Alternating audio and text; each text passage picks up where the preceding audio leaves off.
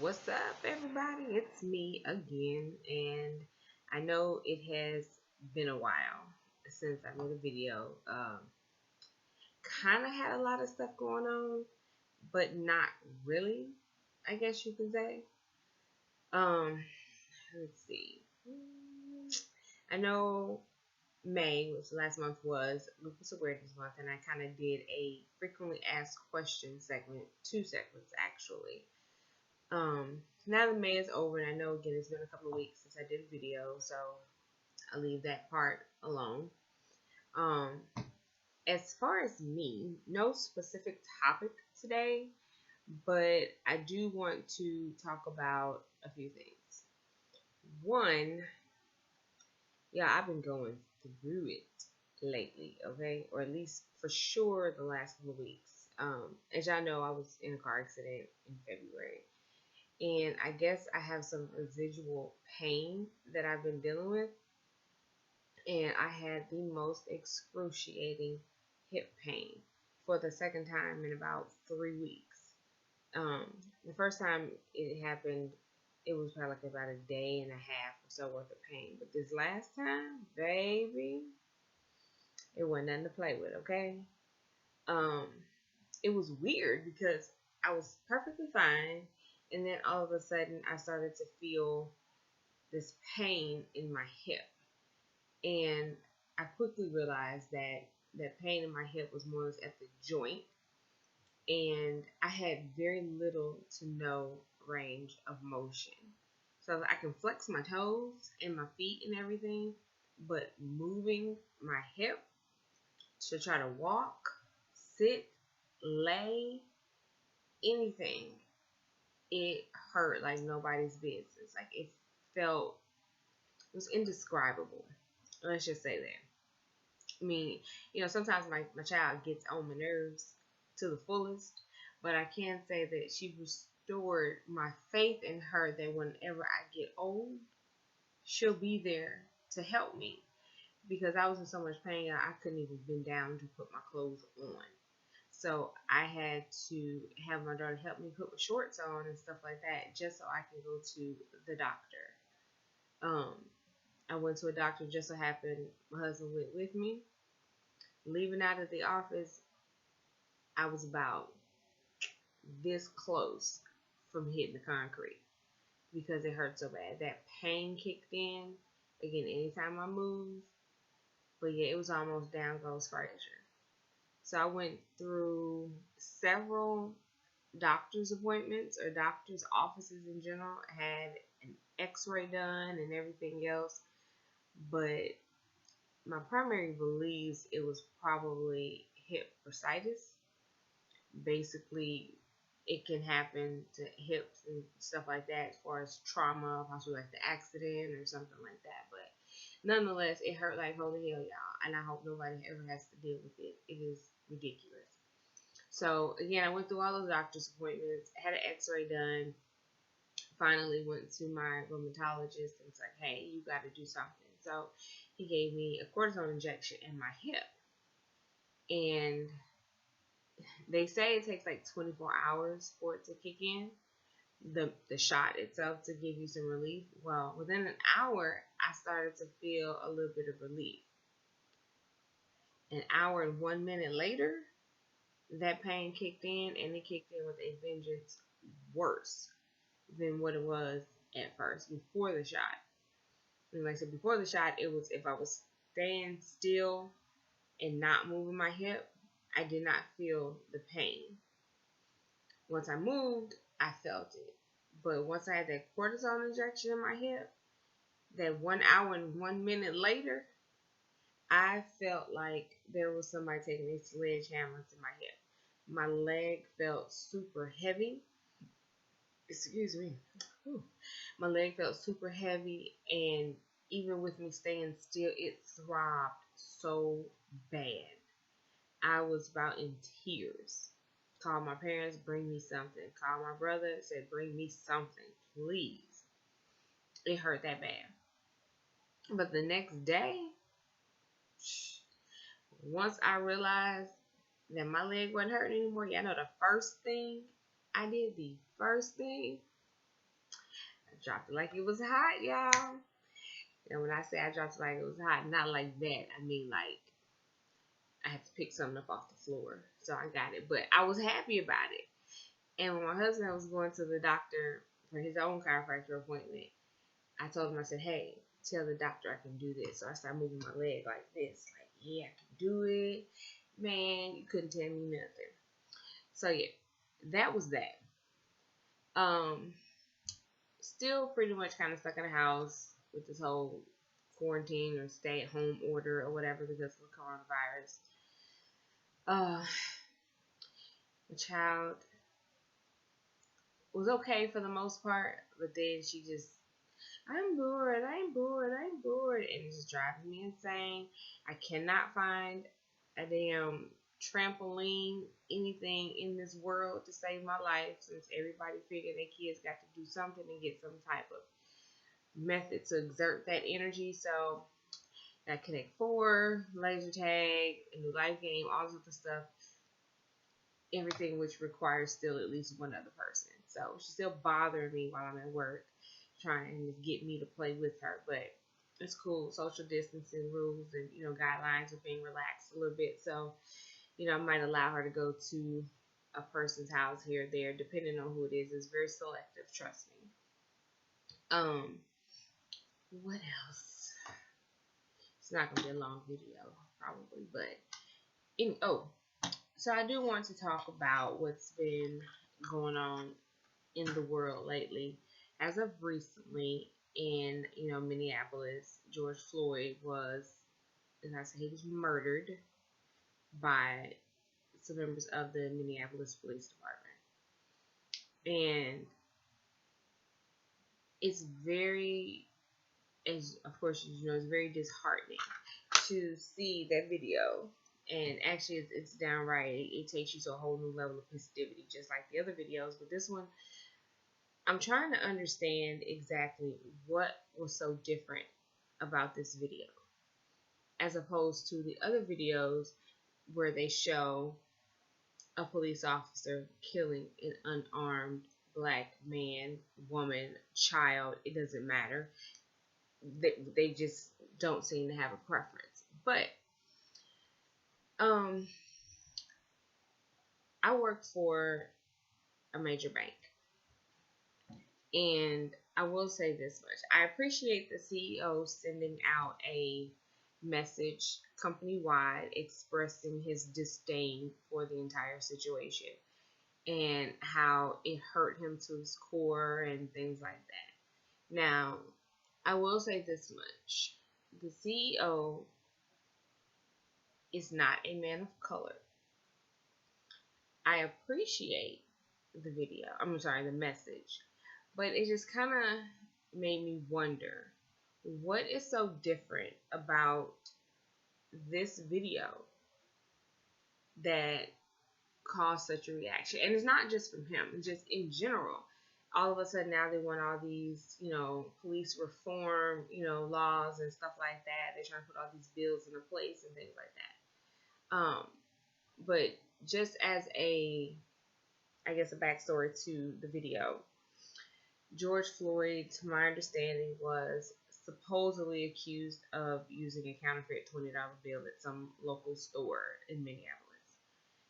And the cops were called, and apparently several officers showed up.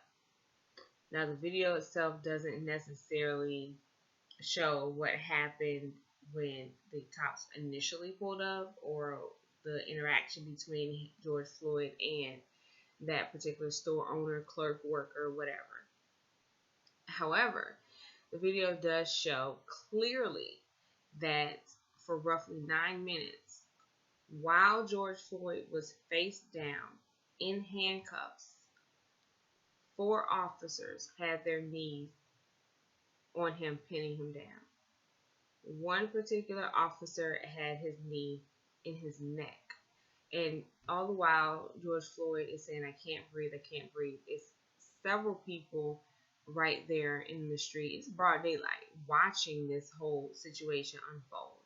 There's another cop standing in front of everybody trying to make sure that they stay back. And all the while, everybody, all these bystanders are pleading for this officer to get off of his neck, and they won't. Ultimately, George Floyd dies. And in this video, you literally see a man die. He's hollering and screaming for his mother and stuff like that. He cannot breathe. And this one officer, Chauvin, I think that's how you say it, but whatever. And of course, it's a white guy, and he has his knee on this man's back, and you can tell by watching the video, he's constantly readjusting himself. And each time he readjusts himself, he applies more pressure. And the look on this man's face was the most unbothered look. And when I tell you again, if you ever get a chance to see this video, or if you haven't seen the video, go watch it. It pissed me off as well as everybody else. He had the most unbothered look on his face, as if to say, yeah, I'm about to kill this man. What you gonna do about it? And it is so disgusting to watch this video. And then what took it a step further that really pissed me off was the fact that even after George Floyd stopped breathing, stopped moving, he died.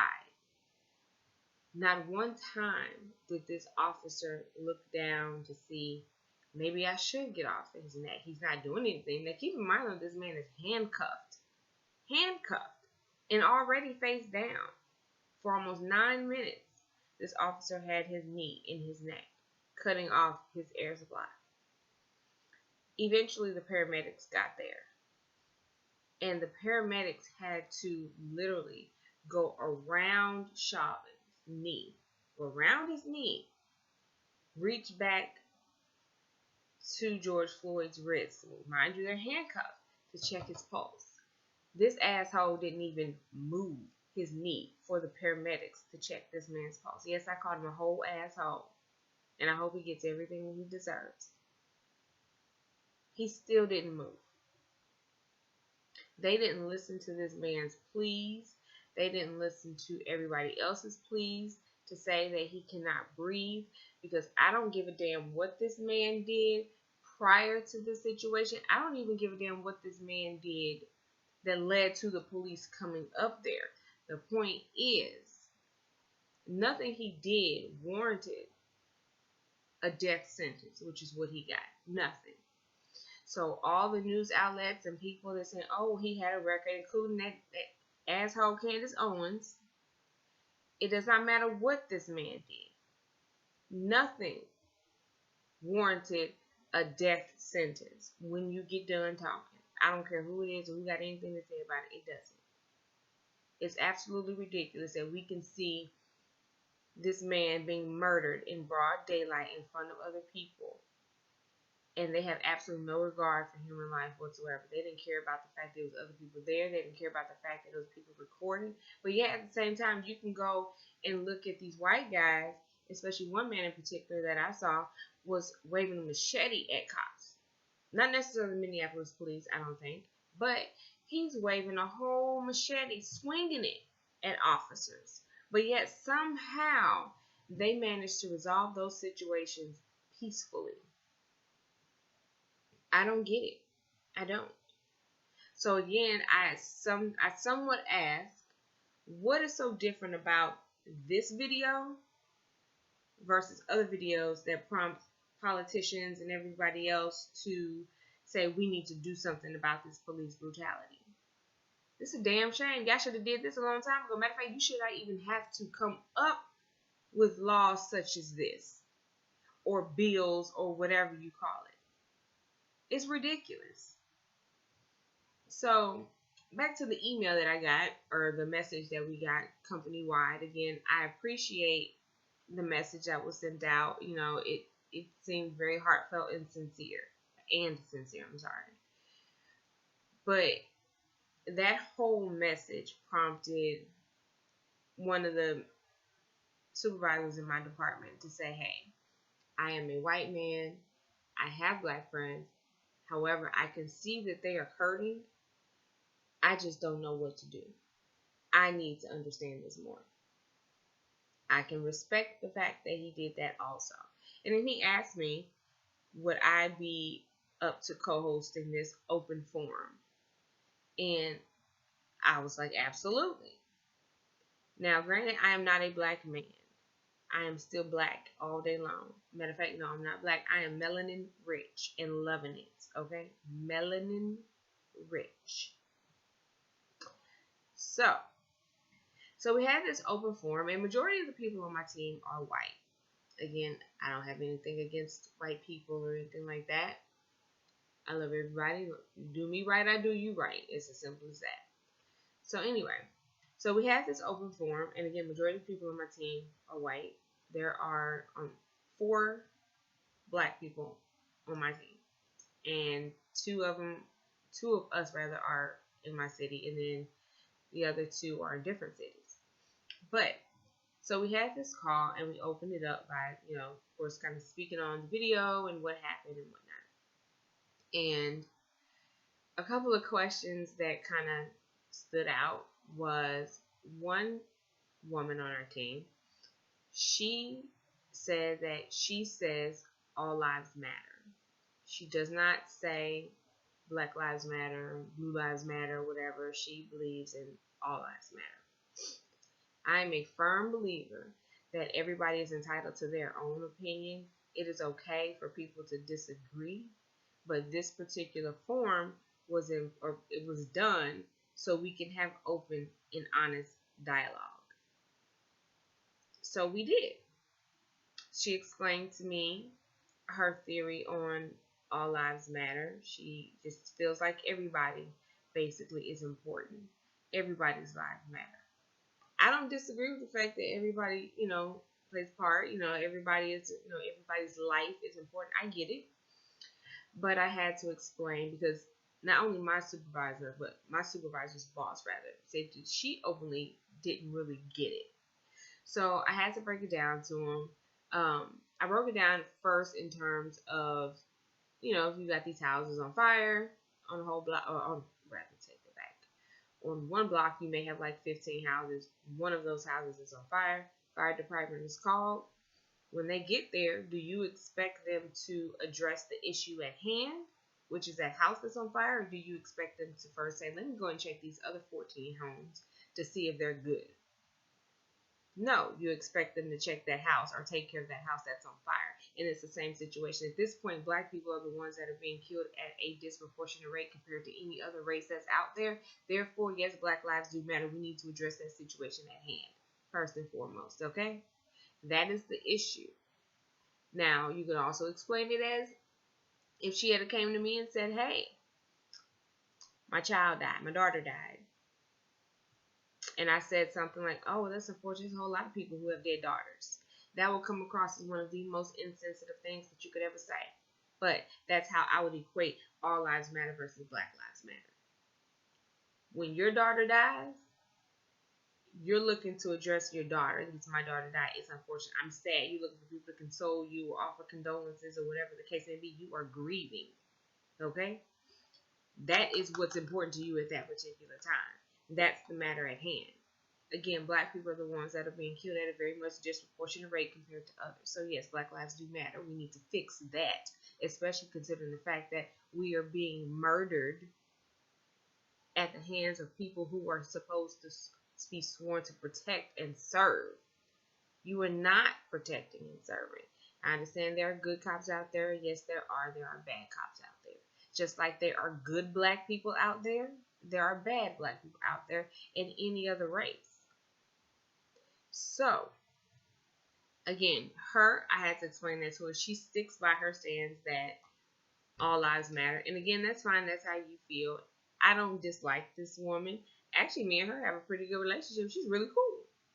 But again, we can agree to disagree.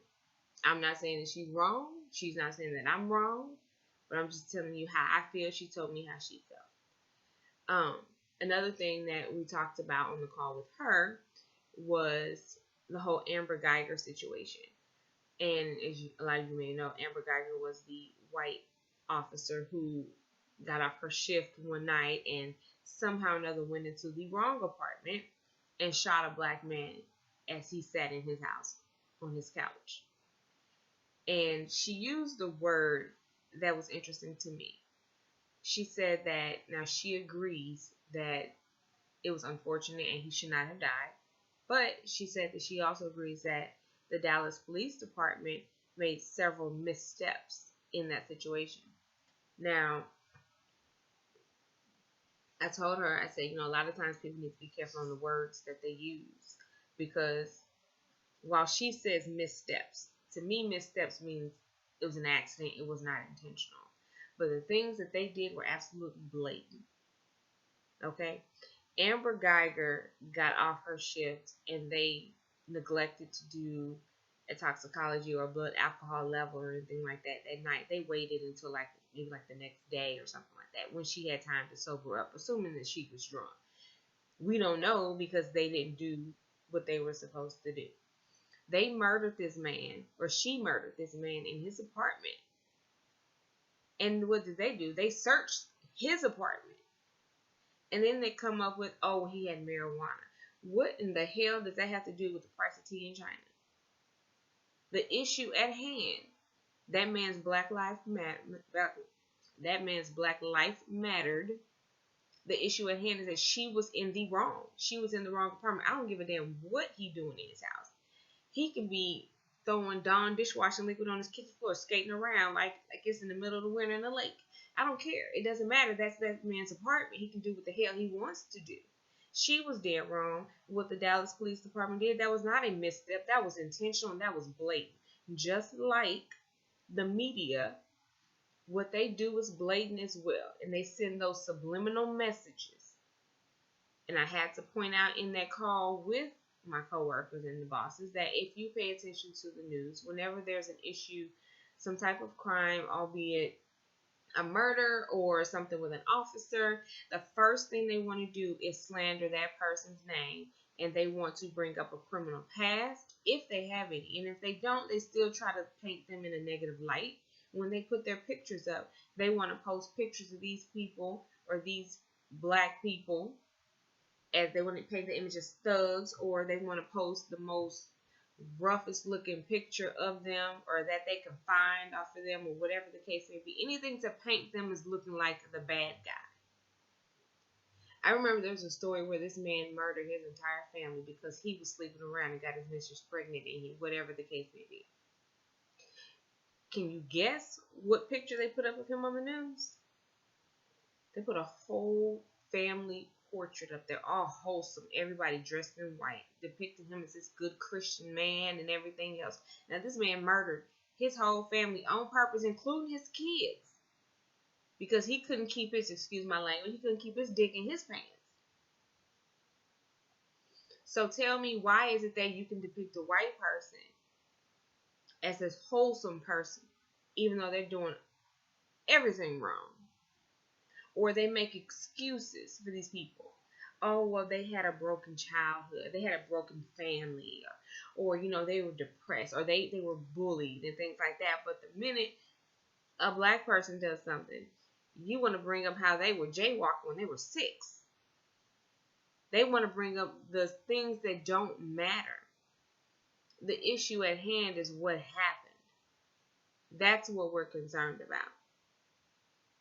Whatever character flaw they may or may not have had in the past, or a record they have, has nothing to do with the fact that whatever they did not necessarily warrant death. I can see if George Floyd came up and he just started blasting on these cops, they had every right to defend themselves and shoot back. And if he died, that's the consequence. I get that.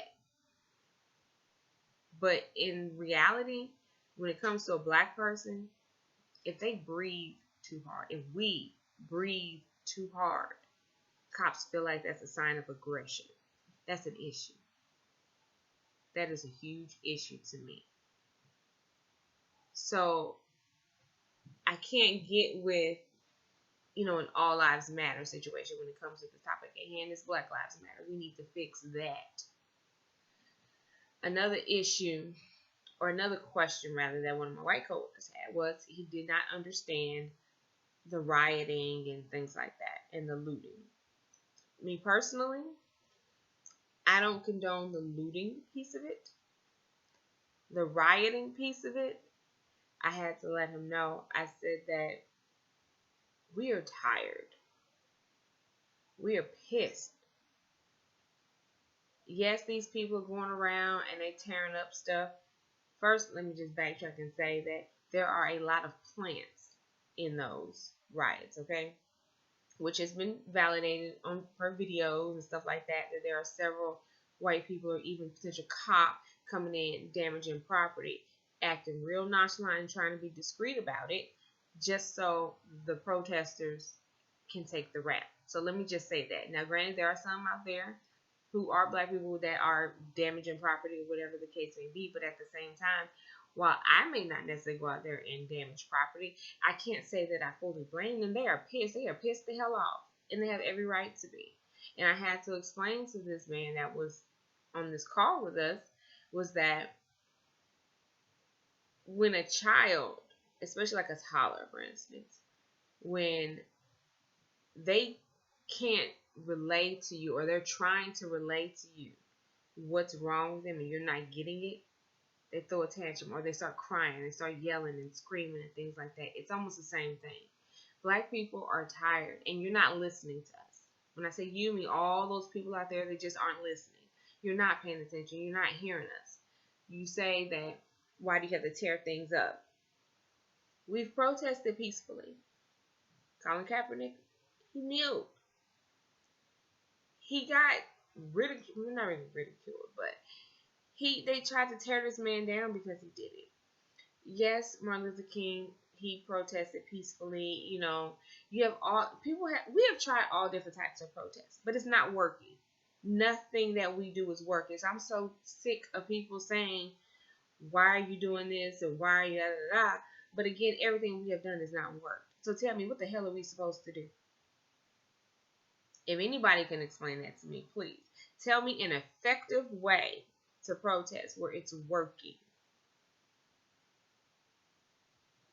That is something that I don't think white people really understand, or that maybe it's something they don't really think about. And to my knowledge, every documentary that I've ever seen, every movie, any textbook or whatever it is that I've ever seen, not one time have I ever heard a black person say that I want to be treated better than anybody else. We just wanted to be treated fairly, equally. We never said if we commit a crime, don't send us to jail. What we said is if we commit a crime, especially the same crime as a white counterpart, that we expect our punishment to be the same as their punishment. That's all we ever wanted. I don't understand why people are so intimidated, especially like officers. I don't understand why is it that officers are allowed room for, I guess, a gray area in their behavior. These are trained police officers. Trained police officers. But they are allowed to fear for their life, which is a natural human emotion, but they are allowed to act irrationally and hide behind their shield. But you expect an untrained civilian, specifically a black person, to have more poise and control and everything else than somebody who is trained. Tell me, what the hell sense does that make? A black man or a black woman, whoever that runs into that officer, they can have a whole gun pointed in their face. They're listening to 3 or 4 different officers give all these different commands. You expect them to have more control than a trained officer. If you that goddamn scared, don't be a cop. You knew what you signed up for. You knew that there was an element of danger that was involved. And like I told the other lady as well, she was saying that, you know, she knows cops and things like that, and, you know, they're important to her or whatever the case may be. That's fine. I've had people in my family that were in law enforcement as well and things like that. And yes, you want everybody to be safe. And regarding like the George Floyd video, she said that she debated on whether or not she even wanted to watch it, let alone show it to her kids. And I told her, I said, you know, I'm glad that you watched it. And I want you to watch it. I want you to be uncomfortable. I need for you to be uncomfortable. Because understand that that very small amount of discomfort that you felt in that 8 or 9 minutes of video that you watched, can you imagine how he felt? Can you imagine how a black person feels? Can you imagine? That's the least you can do is watch a damn video and feel a little bit uncomfortable. Can you imagine how me as a black woman, how I feel when every time my husband leaves the house, I hope that he comes home the exact same way that he left.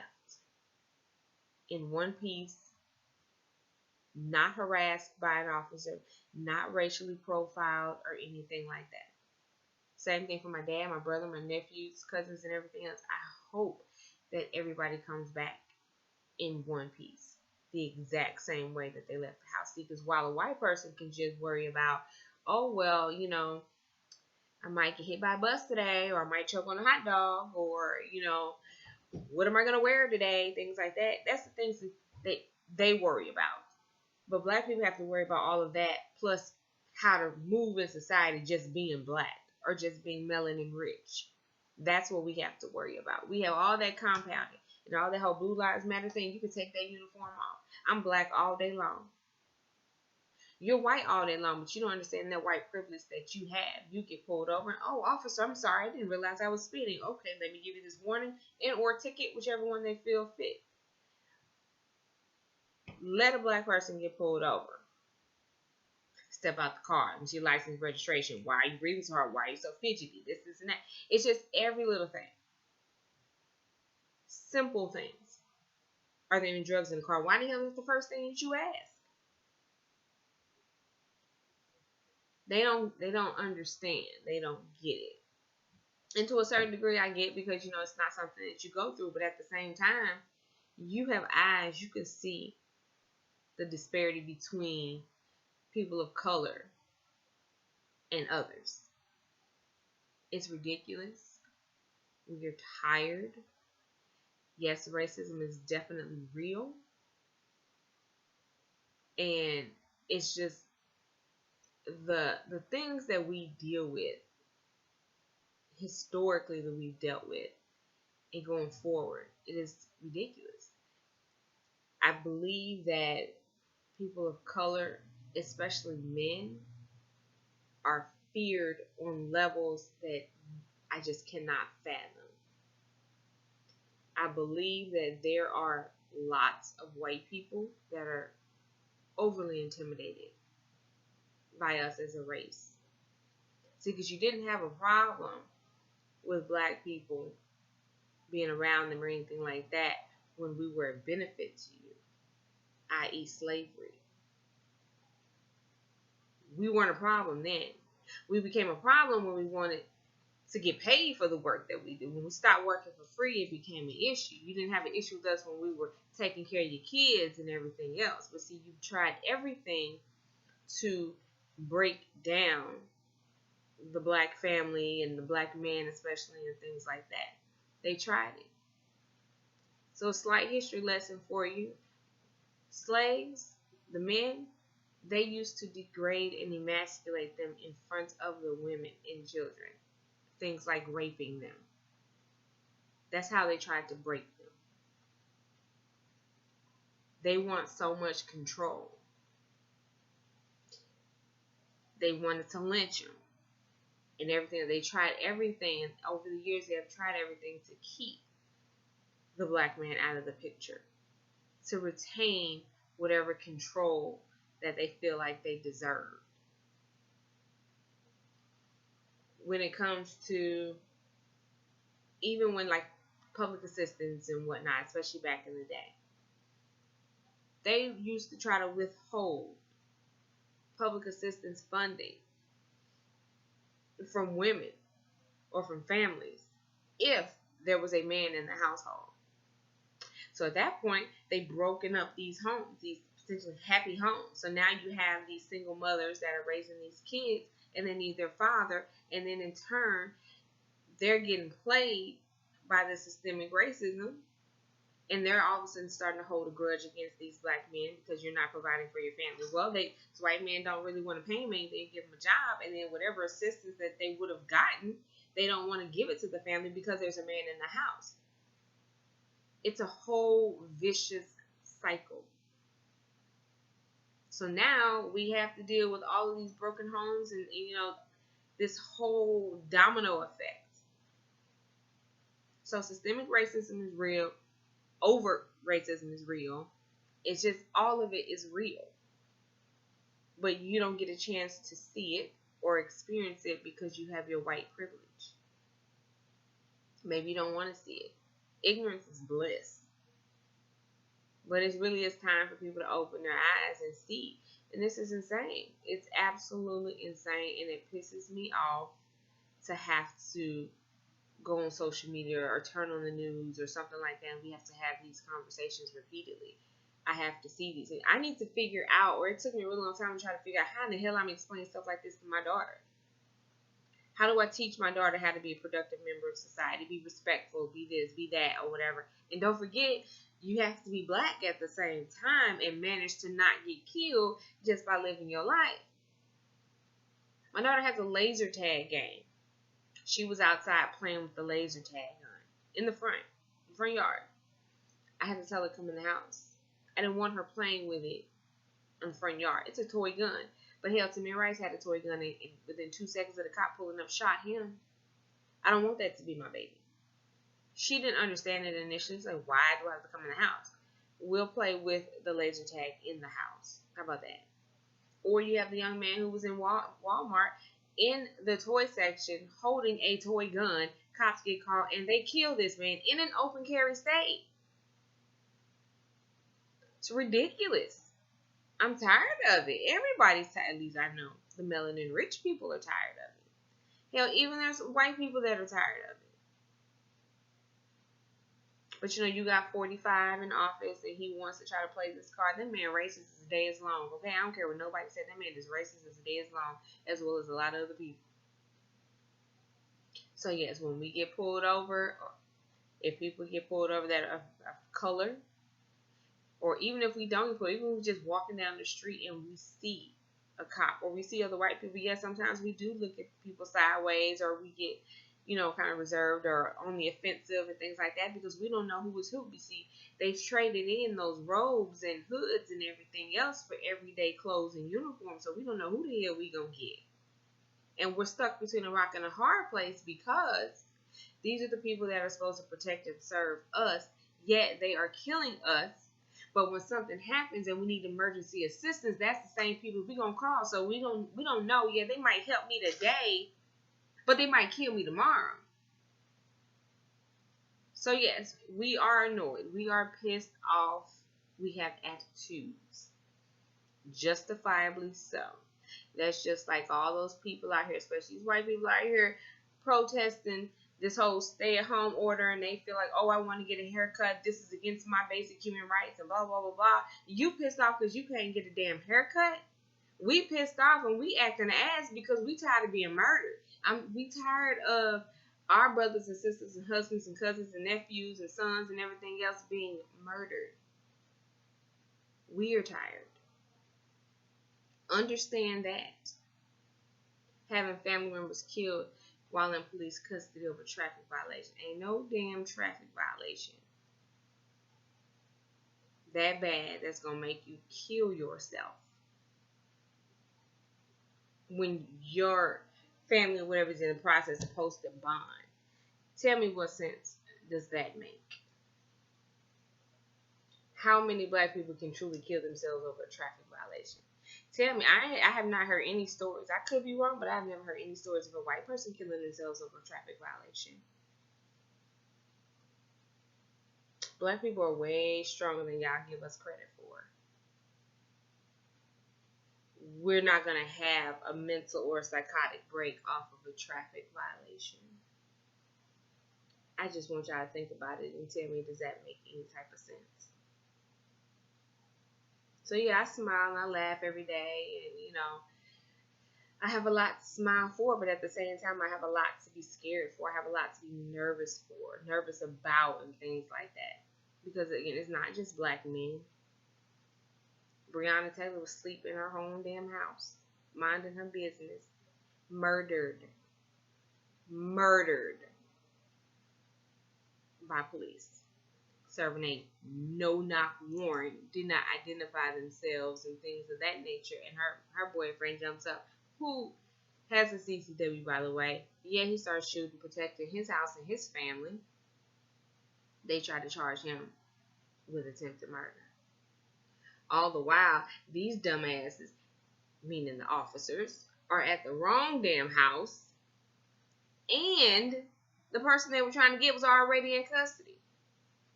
But see, then they turn around and spin it and say, well, we didn't do anything wrong. Yes, you did. Admit your fuck up and pay your price. It's as simple as that. You did wrong, but see, you try to place blame. There is no accountability. They don't take responsibility for anything whatsoever. But black people have higher standards that you expect us to adhere to. But those standards are null and void for these police officers. And while, again, there may be good police officers out there, in terms of they may not necessarily go out there and kill somebody, or all of a sudden, oh my God, I saw a gun in its cell phone, or it could be ink pen or something like that, or whatever the case may be. But there are a lot of officers out there, they may not be the ones to do it, to pull the trigger per se, but they don't speak up and say anything about those that are doing it. Such as in Minneapolis, that cop that was standing in front of Chauvin when he had his knee on on George Floyd's neck. Now, one time did he say, man, you're doing too much. Maybe you should move. You're not holding them accountable. You're not taking responsibility for your actions too. So in my mind, you are just as guilty. And not to mention the other 3 officers that also had their knees on him. You all need to be accountable just the same.